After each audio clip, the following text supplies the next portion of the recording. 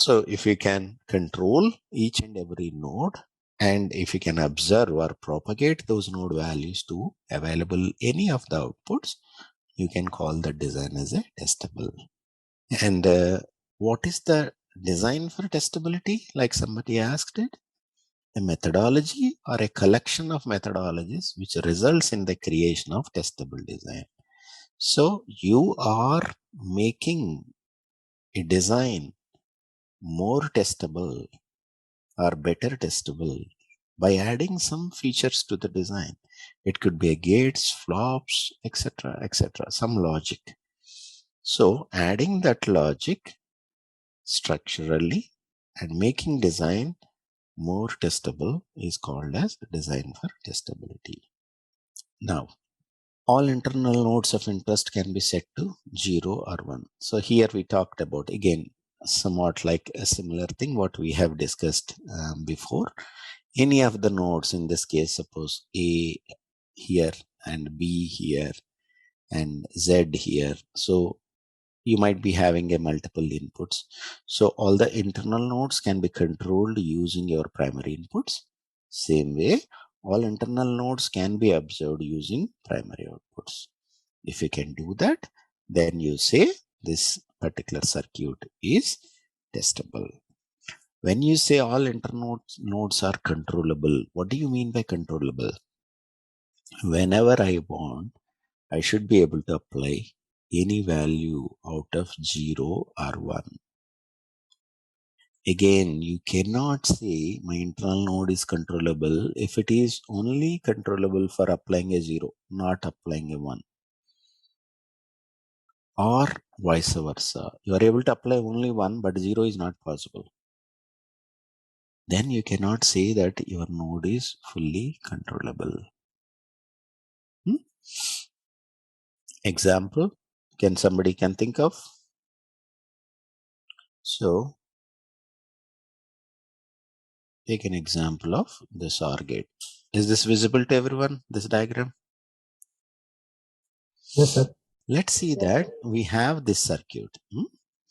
And now I want to test this node for, let's see, stuck at 0. What pattern I need to apply? Can anybody? Or just tell me that what should be the value I need to apply to activate the fault? 1. Yeah. What should be the inputs here to get a 1 here? 1, 1. 1. 0, 1. Good. Now, to observe this node value at an output, what should be the value here? 0. Because of OR gate. So this is what my pattern to do this. Suppose in this case, this value is always 0 because of a design purpose. This is tied 0. Okay. Now, tell me, am I able to activate this fault? No. Why? Because this value is always 0. 0. Right? So I will never be able to activate stuck at 0 fault. Okay. What about stuck at 1? What? Always activated. Stuck at 1 needs what? 0. 0. So I'm able to get a 0 here because of the 0. So in this circuit, if you look at it, not all nodes are completely controllable. This node is not controllable for stuck at 0 fault, but may be controllable for stuck at 1 fault. Right?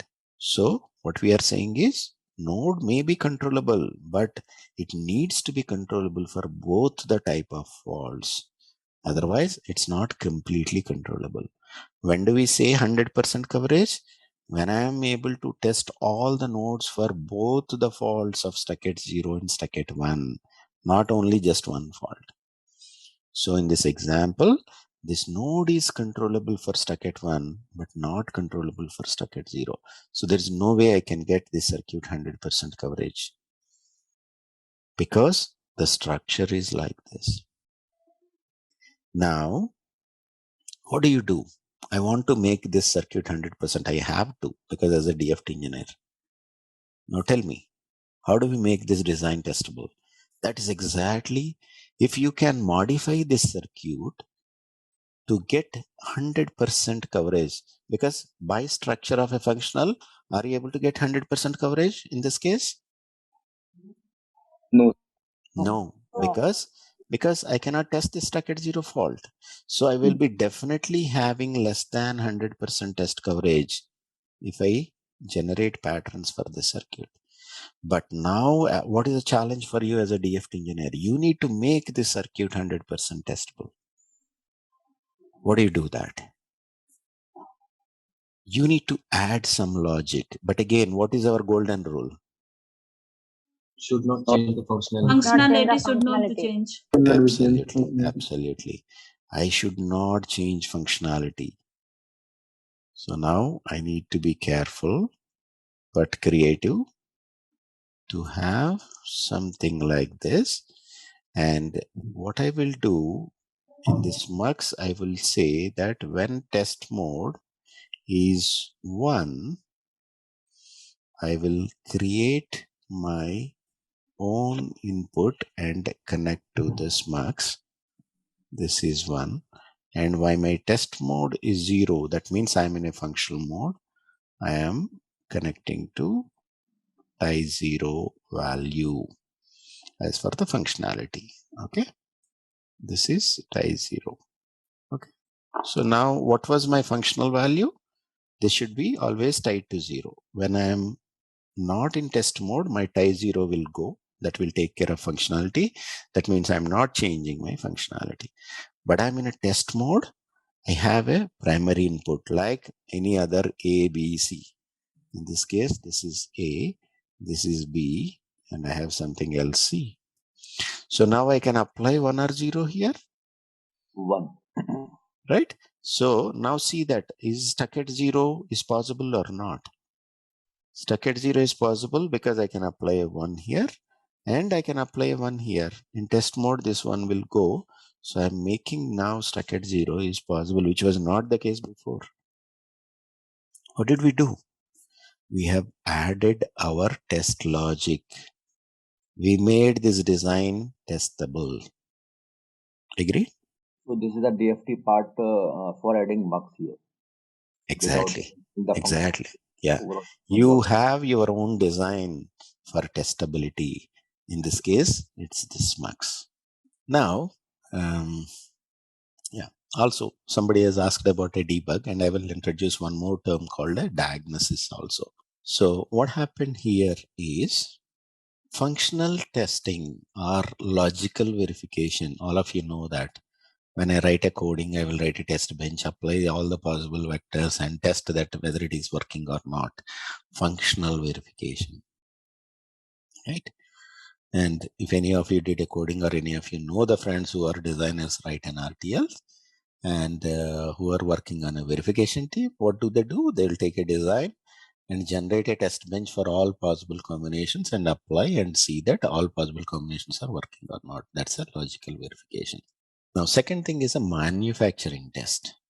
What we are doing here in the functional test, ascertaining the design perform its specified behavior. Somebody has written a spec that it should work like this. Is that working or not? That's what we are trying to test it. Now, manufacturing test, exercise the system and analyze the response to ascertain whether it behaves correctly. So, almost we are doing the same thing, but here the target is not to do a functional testing. So, here the understanding is if AND gate is manufactured as an AND gate, it automatically works as an AND gate. If OR gate is manufactured without any defects, then automatically it will work as a OR gate. So here we are saying that by structurally we are testing, is the design manufactured the way we want? If answer is yes, then automatically it functions as needed. If AND gate is manufactured as an inverter, it will fail. OR gate, it will fail. So I should be able to identify, because I'm generating a pattern to test an AND gate. If I apply the same thing for OR gate, it will fail. If it is failing, means there is a defect. So now the manufacturing test concept is, if the design is manufactured as expected, it automatically functions as expected. That's about the manufacturing test, the concept behind that. Now, diagnosis. To locate the cause of misbehavior after the incorrect behavior is detected. So now something is failing. These vectors have failed. Now, what is the problem, or what is the root cause? What is the defect area because of which these vectors are failed is called as a diagnosis. That's why when somebody asked, I said that there is a process called a diagnosis, which we will talk about when we go to ATPG tools. So there is a process, because just for most of you or some of you are curious to understand, we now talking about generating an ATPG patterns and give it to the tester. When they apply, there's something will fail. They think that this part is failed. Now, during this diagnosis, what are the further steps we will do is, we will take the failure logs and reports from the tester, and we will feed back those logs and reports to the tools, ATPG tools that are generated a pattern.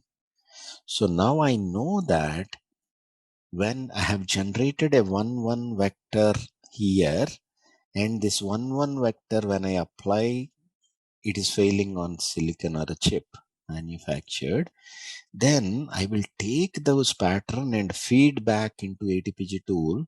Hey, you have generated 8 vectors. Out of 8 vectors, there is 1 vector is failing, that is 1 1. Now, ATPG tool can help us saying that, let me go back and check what for I have generated this 1 1 pattern.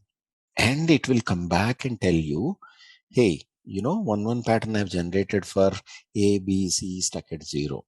So if it is failing, means one of these 3 nodes may be a stuck at 0.